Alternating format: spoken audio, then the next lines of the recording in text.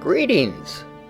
Today we're going to drive up the Harbor Mountain Road, Forest Service Road 7576. We will drive carefully, and I'm doing something special today.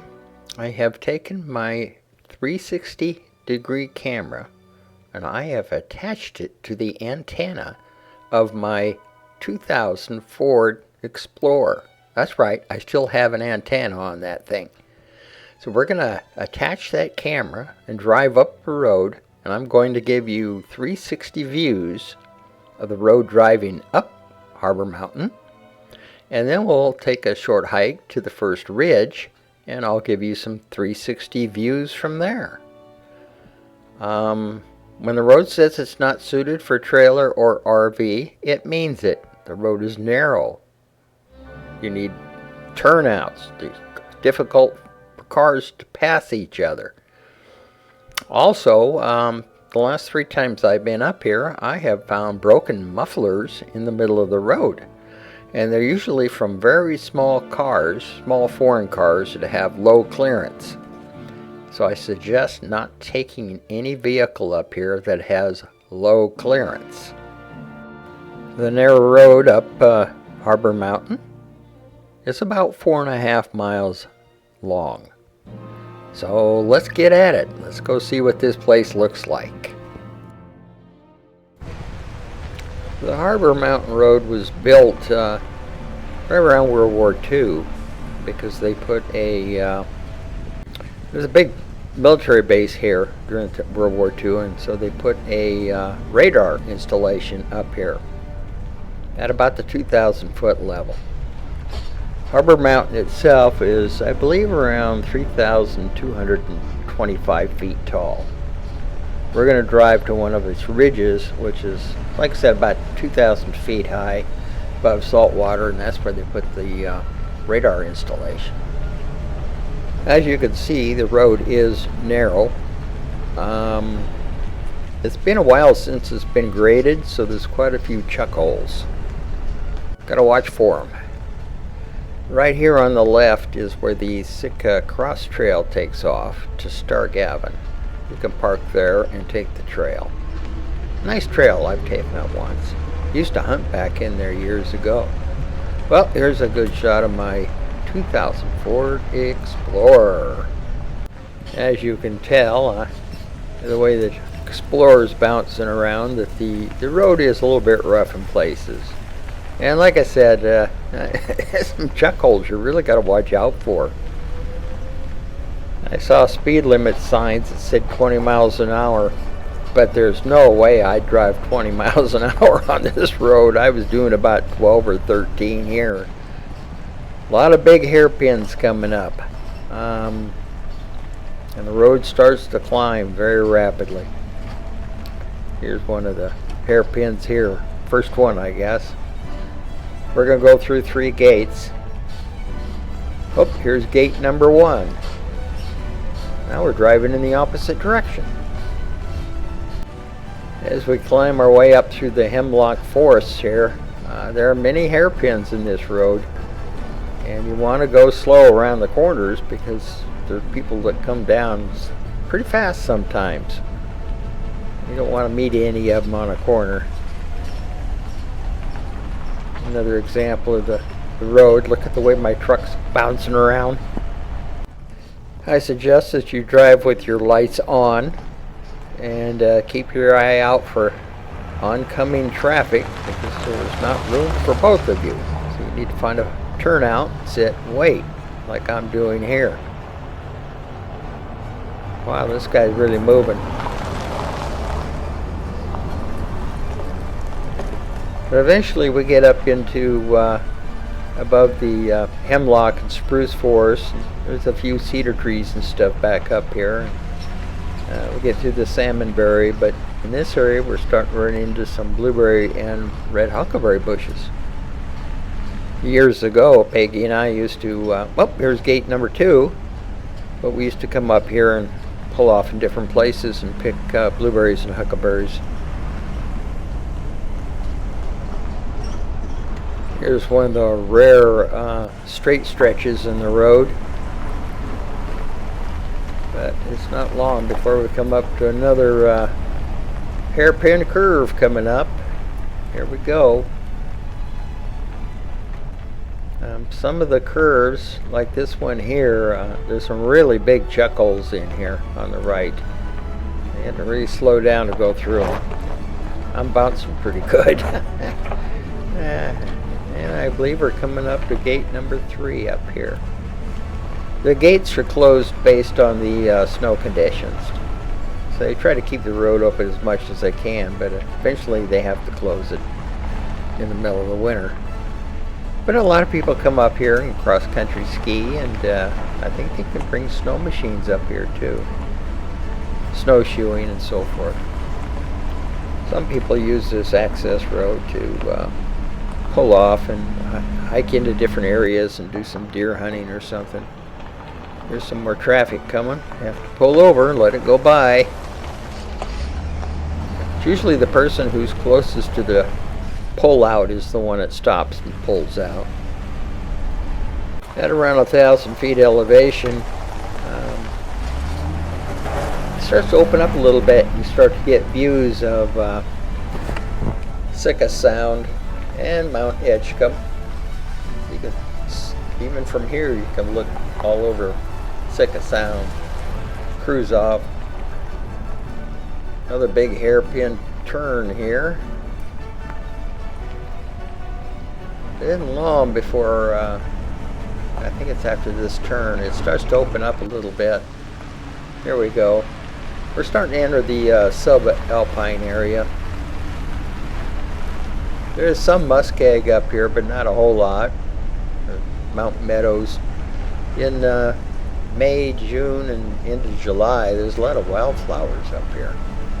But we're in here, this is August 30th, so most of the flowers are gone. But the berries are ripe. I see lots of huckleberries and blueberries. Here's another tight turn. As we climb higher towards the end of the road, which is elevation 2,000 feet, we start getting views of Harbor Mountain and some of the other mountains in the area. If you look to the right in the north, sometimes you can see Anahoots. It's kind of an interesting sharp peak in the distance. I also see Kruzof Island and the mountains on Kruzof, and up Neva and Olga Strait. You can see a lot of country from up here. As we break out into the alpine, get up here and there aren't too many trees. Alpine fir, I think most of them are. Get up here a short ways. There's a kind of a shelter you can walk to for picnics. I don't think there's any overnight camping there, but they do have a porta potty there. The only one up here. Also, they've built a new observation platform or something up here. I've not seen it since they built it, so I'm going to take a look at it here, maybe pull off and have a look-see at it. It's new. Like I said, I've never been up here since they built it. Looks like some of the fall colors are starting. It can freeze up here at night now. Tomorrow's the first day of September. Let's see, somewhere up here is supposed to be a new pull-off. Up here it is right here. So we'll stop and take a look at it. Yeah, this is all brand new. Here I am walking out to the observation point, I guess it's called. Got some great views here. Got the 360 camera going. There's Mount Edgecumbe in the distance, Kruzof Island, and there's 5 volcanoes on that island. You can see a lot of Sitka Sound. Wow, this is pretty nice. I like it. Never seen this here before. Pretty new, but I can't remember when they built it, how long ago. Great views though of Sitka Sound. Wow, this would be a great place in the morning or in the evening, watch the sun go down. I'll just walk around here and have a look-see, and then we'll move up the road. Yes, I'm impressed. Have a neat little spot to stop. Off to my right, you can see the picnic area and where the bathroom is, porta potty. I think there are 4 picnic tables underneath the covering there, shelter, and fire and barbecue pits. Well, we're almost to the end of the road. It's about a quarter mile up here. One nice thing is that the road here on top is in a lot better shape than the road up. I guess they don't get as many chuck holes or ruts up here. Actually move along pretty good here to the end of the road. All sub-alpine country and lots of views, lots of berries, huckleberries, blueberries. We're just about up here to the end of the road, and I think at the end of the road is where they used to have the radar station. I think there's a, if I remember right, there's a platform or something up there that you can look at. There were quite a number of people stationed here during World War II. I think the base here in Sitka, about 25,000 people. They had gun emplacements, hospitals, everything out there around the islands, causeway. If you're interested, there's some really neat World War II history. Well, lots of good history about Sitka with the Russians and so forth. Well, we're just about to the end of the road here. Oh, here we are. And I think straight ahead, let's see, nope, it's up here farther. These are just pull-offs for cars, picnic, no tables. Oh, right there on the right, there was a area there. I think that's where the radar station was. But we're going to take the Harbor Mountain Trail, at least a short distance. Well, here's the parking area up here, and we'll park this old 2000 Ford Explorer, which I'm surprised made it up the mountain. Well, here's the trailhead. We're just going to go the first ridge. It says Gavin Hill Trail is, what, 6.2 miles. If we walk that trail and down the cross trail, I could walk right into my house. But like I said, we're just going to go up about a half mile to the first ridge. And here I am, walking up to the first ridge. The trail to the first ridge isn't too bad. The 6.5 miles down to the cross trail where I live is very rough. But the first part up here to the first ridge, a little rocky in places, but not bad. But boy, can you get the views. It starts to open up on this ridge and you can see 360. And I'm going to be showing you some 360 views with this camera. It is just a gorgeous day. Couldn't ask for a better day. Yeah, a few bald eagles out flying around as I climb to the top of the ridge here. Wow, what a pretty day. Not a cloud in the sky. Spectacular views of Harbor Mountain and the mountains in the distance. As you can see, the trail's in pretty good shape up to this point.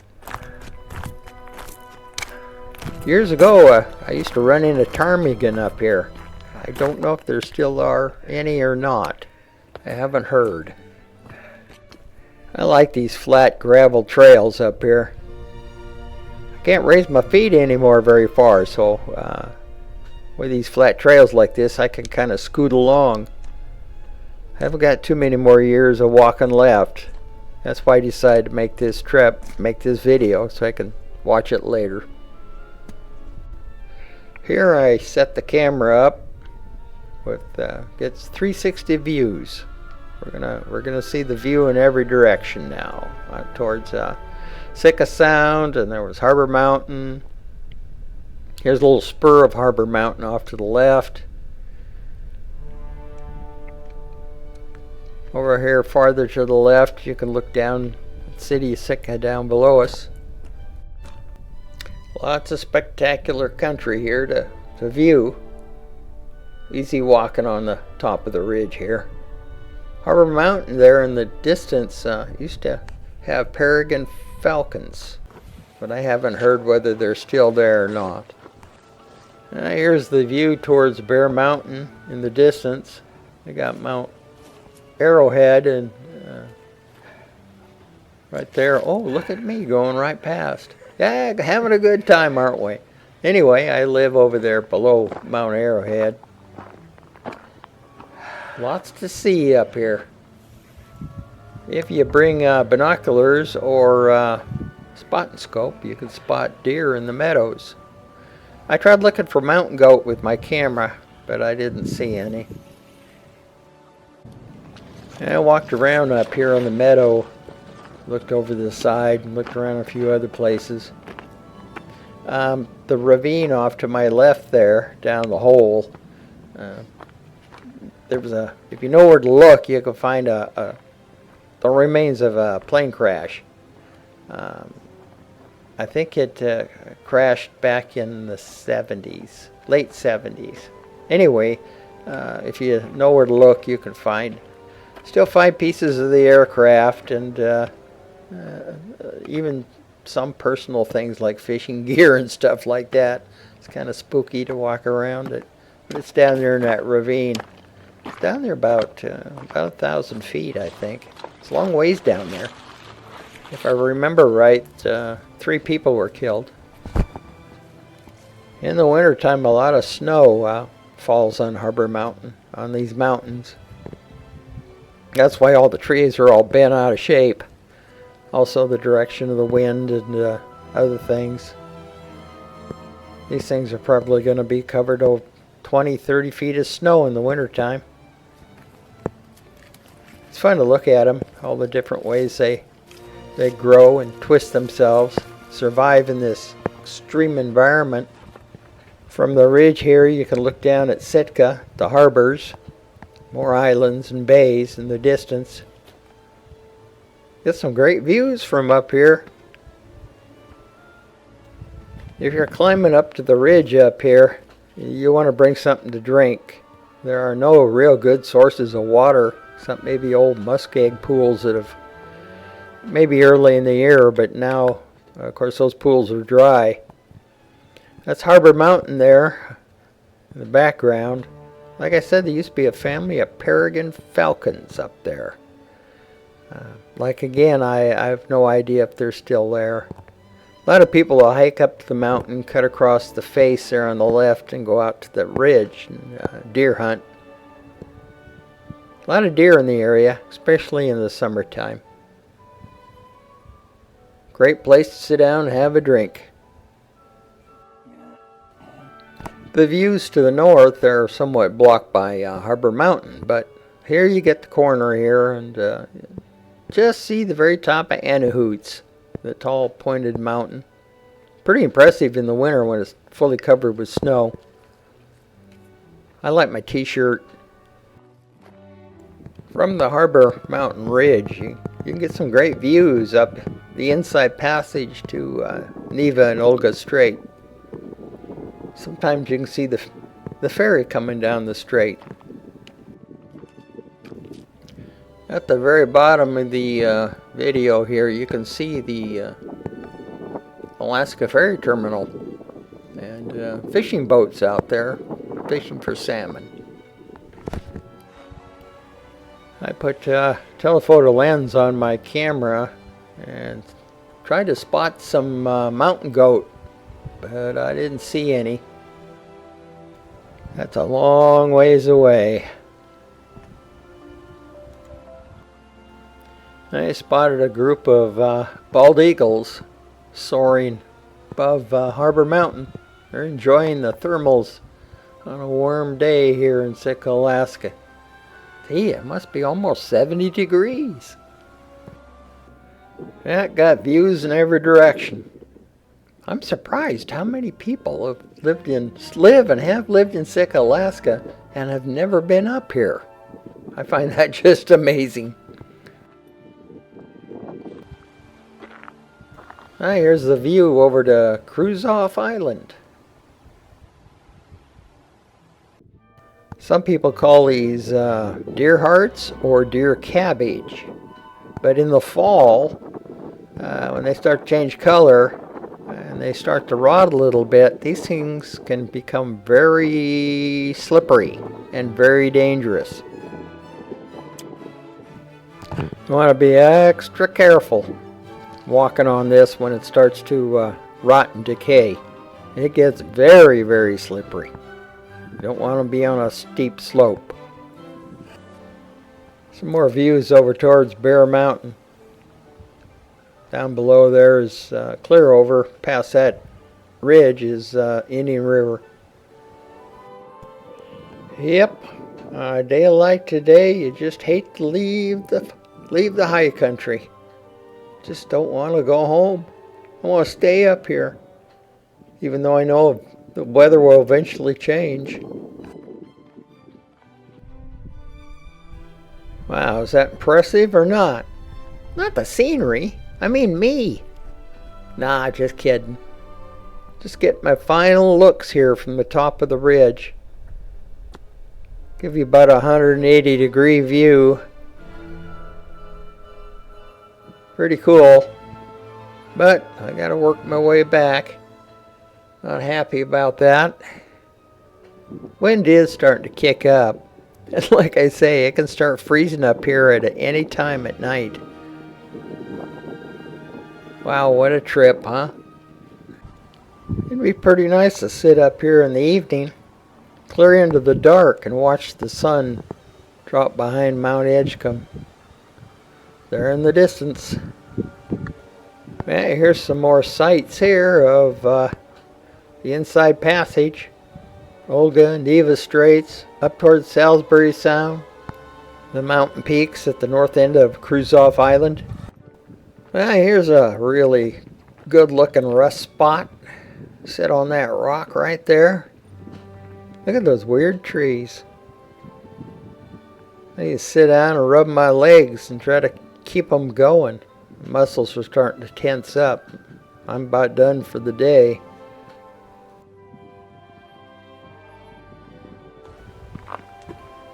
Great spot to view Mount Edgecumbe, isn't it?